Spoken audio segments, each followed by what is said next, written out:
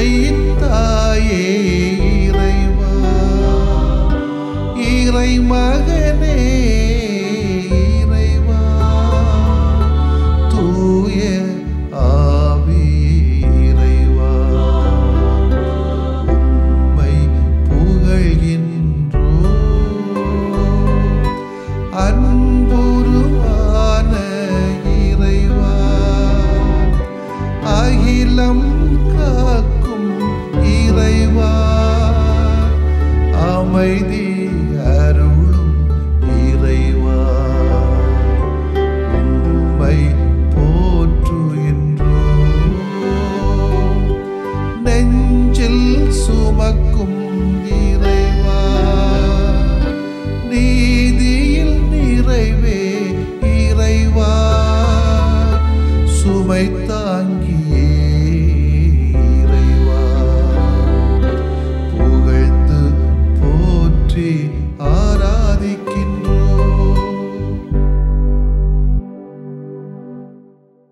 இயேசுவே, உங்களுக்கு ரொம்ப பிடித்த இடம் எது?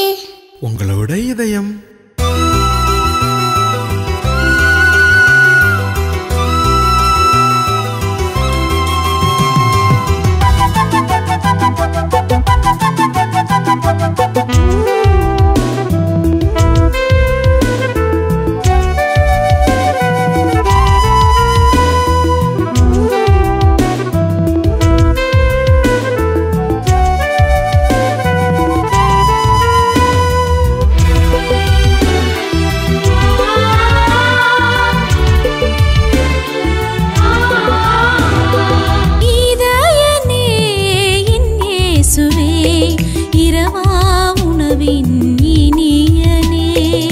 இதயனே என் இயேசுவே, இரவா உணவின் இனியனே, உன்னை என்னில் உயிரோடு இணைக்கும் உவகை நேரம் இது.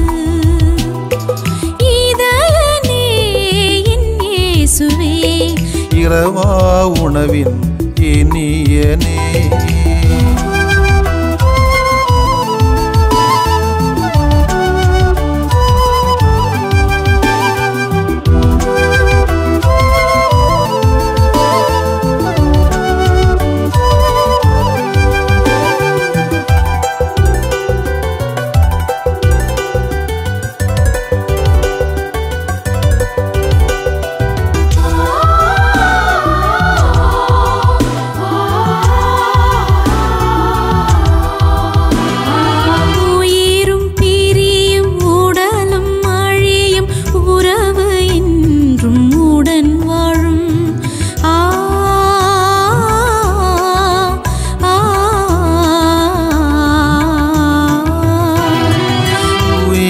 பிரியும் உடலும் அழியும் உறவு என்றும் உடன் வாழும் உண்மை உறவு சுடராய் உணவின் உருவில் உள்ளம் உரைய இறைவாவா, இறைவாவா, இறைவாவா.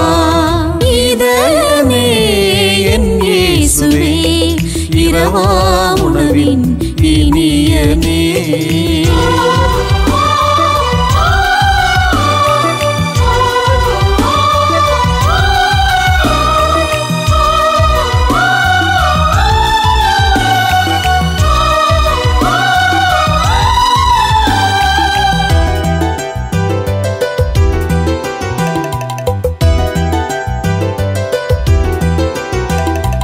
வானம் அருளும் பூமி புரளும் வார்த்தை என்றும் வழுவாது.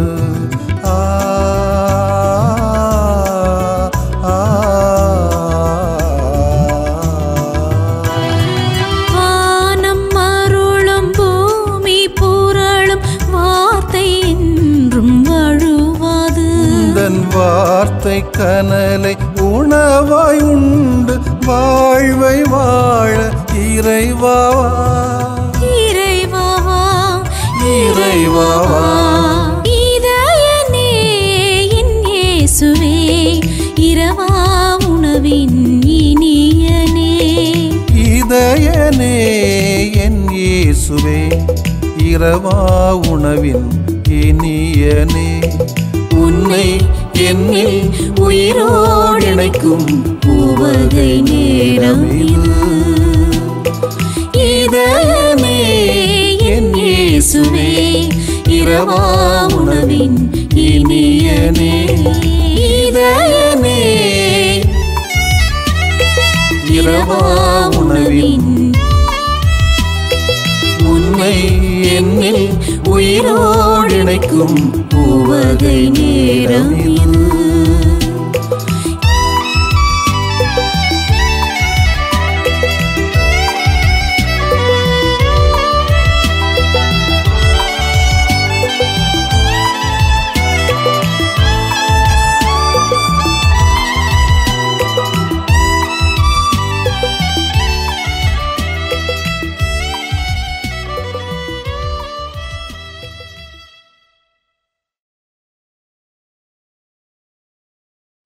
மத்தேயு எழுதிய நற்செய்தி அலகு 21 33 முதல் 43 மற்றும் 45 முதல் 46 வரையிலானவைகள். அக்காலத்தில் இயேசு தலைமை குருக்களையும் மக்களின் மூப்பர்களையும் நோக்கி கூறியது: மேலும் ஓர் உவமை கேளுங்கள். நிலக்கிழார் ஒருவர் ஒரு திராட்சை தோட்டம் போட்டு சுற்றிலும் வேலி அடைத்து அதில் பிழிவு குழி வெட்டி ஒரு காவல் மாடமும் கட்டினார்.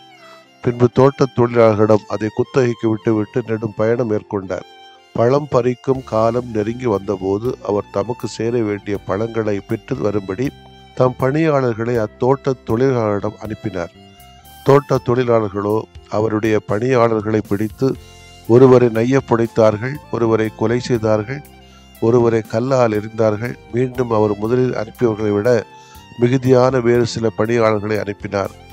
அவர்களுக்கும் அப்படியே அவர்கள் செய்தார்கள். தம் மகனை பதிப்பார்கள் என்று அவர் நினைத்து கொண்டு அவரை இறுதியாக அவர்களிடம் அனுப்பினார்.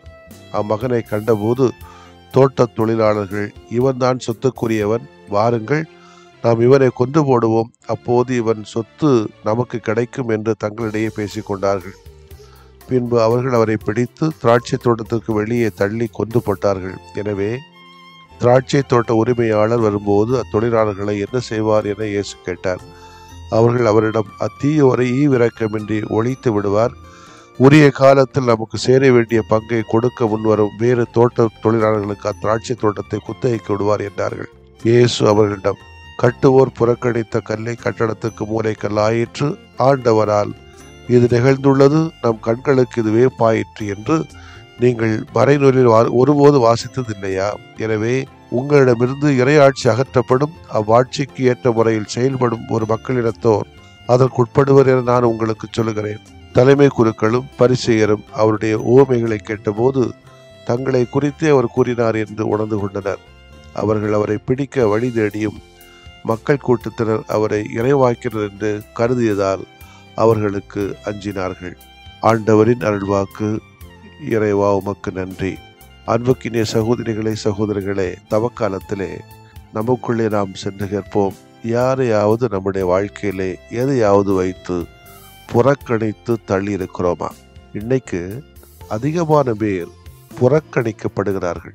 சாதியை வச்சோ, பணத்தை வச்சோ, படிப்பை வச்சோ, அந்தஸ்து வச்சோ, உறவுகளை வைத்தோ, உதவிகளை வைத்தோ, உழைப்பை வைத்தோ, உடனிருப்புகளை வைத்தோ, அல்லது மாற்று கருத்துக்களை சொன்னதாலோ, அல்லது ஜால்ரா அடிக்க தவறியதனாலோ, தவறுகளுக்கு தலையாட்டவில்லை என்று சொன்னதனாலோ, இப்படி பல வகையிலே புறக்கணிப்புகள் இருந்து கொண்டே இருக்கிறது. குழந்தைகள், இளையோர்கள், பெண்கள், விவசாயிகள், ஏழைகள், மூன்றாம் பாலினத்தவர்கள், மீனவர்கள் என்று பல வகையிலே புறக்கணிக்கப்படுகிற கூட்டங்கள் இன்றைக்கு அதிகம்.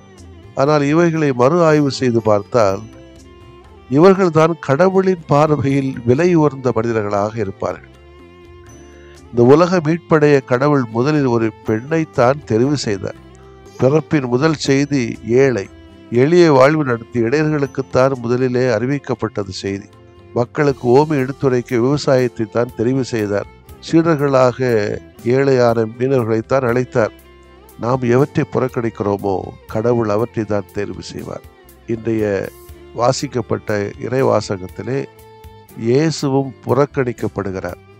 ஏனென்றால் அவர் புதுமைகள் அற்புதங்கள் பல செய்கிறார், ரோமி பேரரசை எதிர்க்கிறார், மக்களுக்கு போதித்து அவர்களின் நெறிதவறிய வாழ்வை சீர்படுத்துகிறார். எனவே பரிசேயர்கள் மற்றும் மறைநூல் அறிஞர்கள் அவரை எப்படியாவது ஒழித்து விட வேண்டும் என எண்ணி அவரை புறக்கணிக்கிறார்கள்.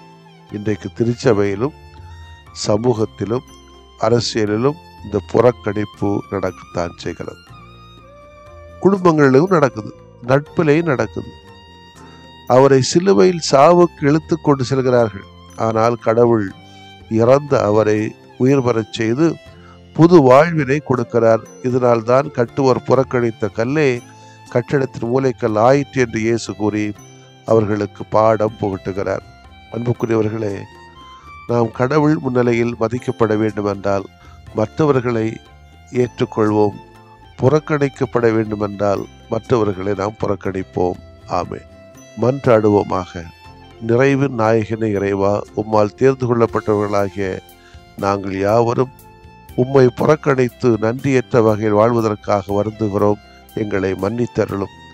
அன்றாடம் நீர்தரும் செய்திகளை அழைப்புகளை ஏற்று செவிசாய்த்து வாழ உமது ஞானத்தை எங்களுக்கு தொடர்ந்து தாரும். ஆமென். உங்களுக்கு கடுகளவு நம்பிக்கை இருந்தால் நீங்கள் இம்மலையை பார்த்து இங்கிருந்து பெயர்ந்து அங்கு போ என கூறினால் அது பெயர்ந்து போகும்.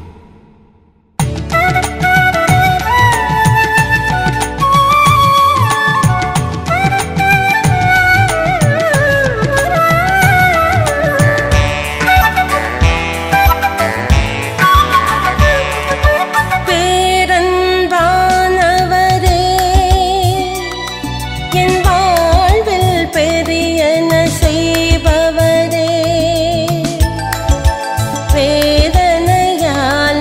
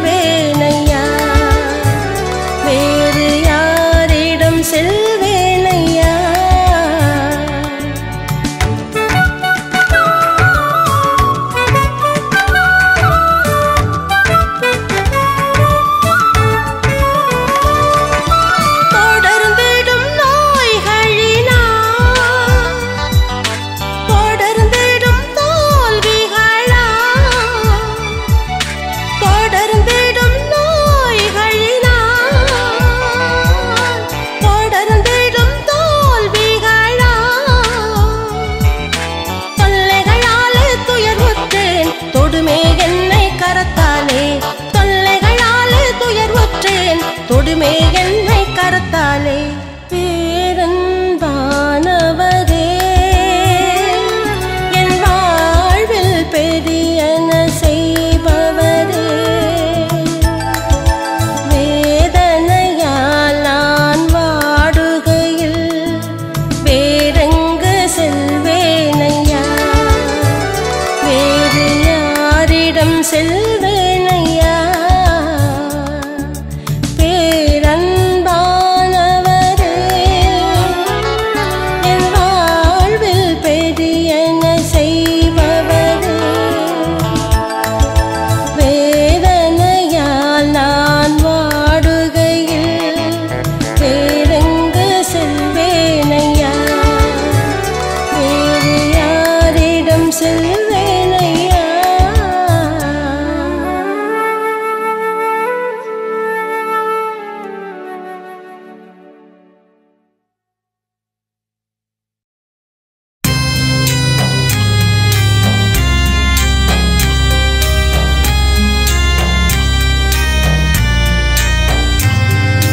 மாண்புயரிவருள்ளடையாளத்தை தாழ்ந்து பணிந்து ஆராதிப்போம். பழைய நியம முறைகள் அனைத்தும் இனி மறைந்து முடிவு பெறுக. புதிய நியம முறைகள் வருக.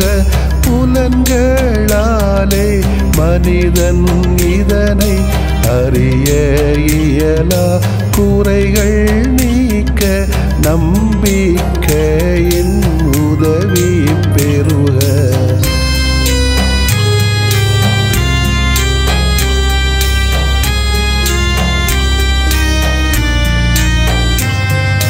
தந்தை அவர்க்கும் மகன் அவர்க்கும் புகழ்ச்சியோடு வெற்றியாக்கும். மீட்பின் பெருமை மாட்சிமையோடு வலிமை வாழ்த்து யாவுமாக.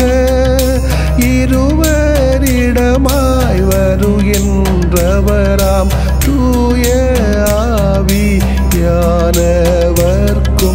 அளவில்லாத சமப்புகழ்ச்சி என்றுமே உண்டாகுக. ஆமென்.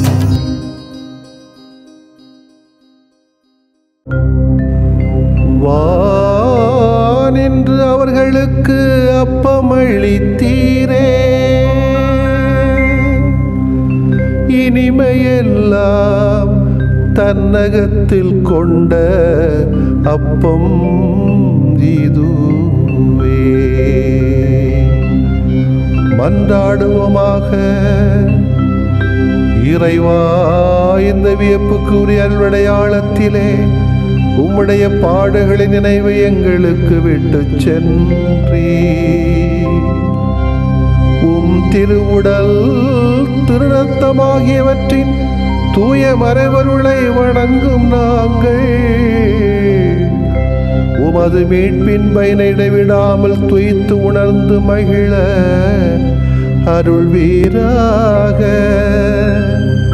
தந்தையாகிய இறைவனோடும் தூய ஆவியாரின் ஒன்றிப்பில் இறைவனாய் என்றென்றும் வாழ்ந்து ஆட்சி செய்கின்ற உம்மை மன்றாடுகிறோம்.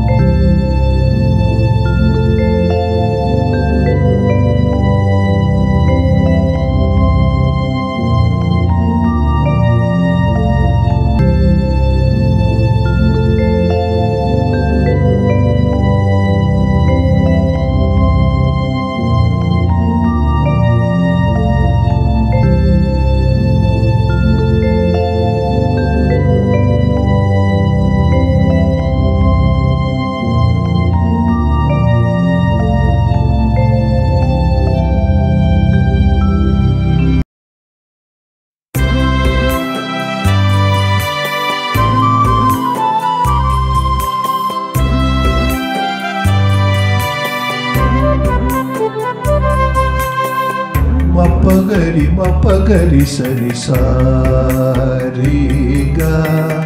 மப்பகரி மப்பகரி சரி சாரிசா.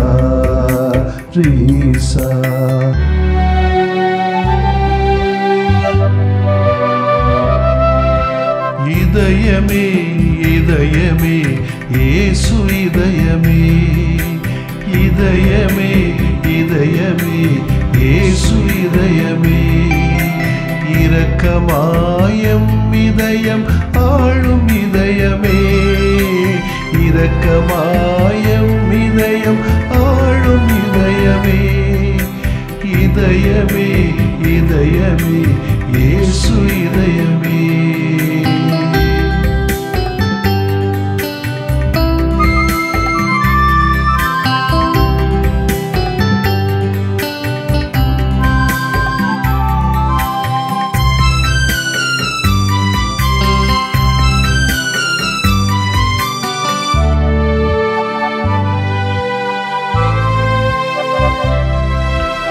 இமை பொழுதும் எமை மறவா இயேசு இதயமே, இதயத்துள்ளே இதயமான இயேசு இதயமே,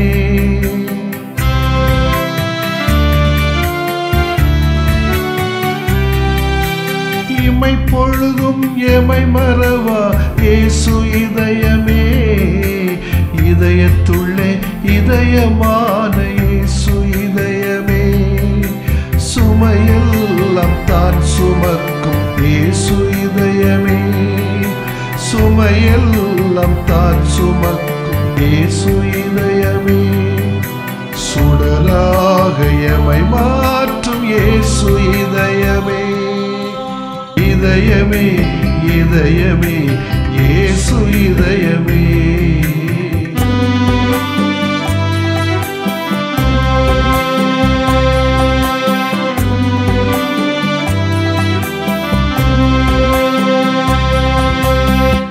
பதனி சகாரி சரி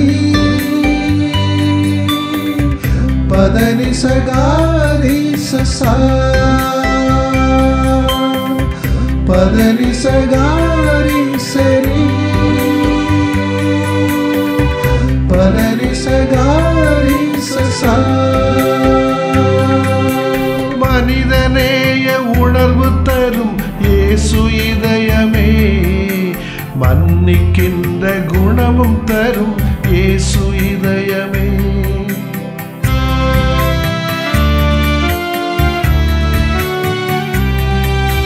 மனிதநேய உணர்வு தரும் இயேசு இதயமே, மன்னிக்கின்ற குணமும் தரும் இயேசு இதயமே, உலகெல்லாம் பாசம் பொழியும் இயேசு இதயமே, உலகெல்லாம் பாசம் பொழி இயேசு இதயமே, உயிராக எமை காக்கும் இயேசு இதயமே, இதயமே இதயமே இயேசு இதயமே.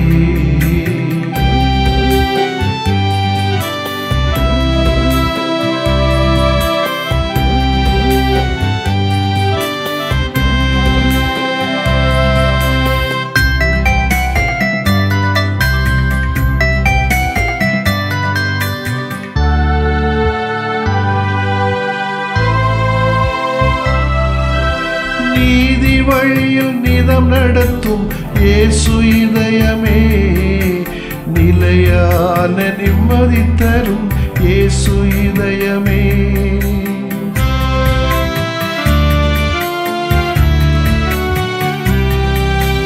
நீதி வழியில் நிதம் நடத்தும் இயேசு இதயமே, நிலையான நிம்மதி தரும் இயேசு இதயமே, அருள்வரம் சுரந்து வழங்கும் இயேசு இதயமே, அருள்வரம் சுரந்து வழங்கும் இயேசு இதயமே, அகலாது எமை நடத்தும் இயேசு இதயமே, இதயமே இதயமே இயேசு இதயமே, இதயமே இதயமே இயேசு இதயமே, இரக்கமாயம் இதயம் ஆளும் இதயமே, இரக்கமாயம் இதயம் ஆளும் இதயமே, இதயமே இதயமே இயேசு இதயமே.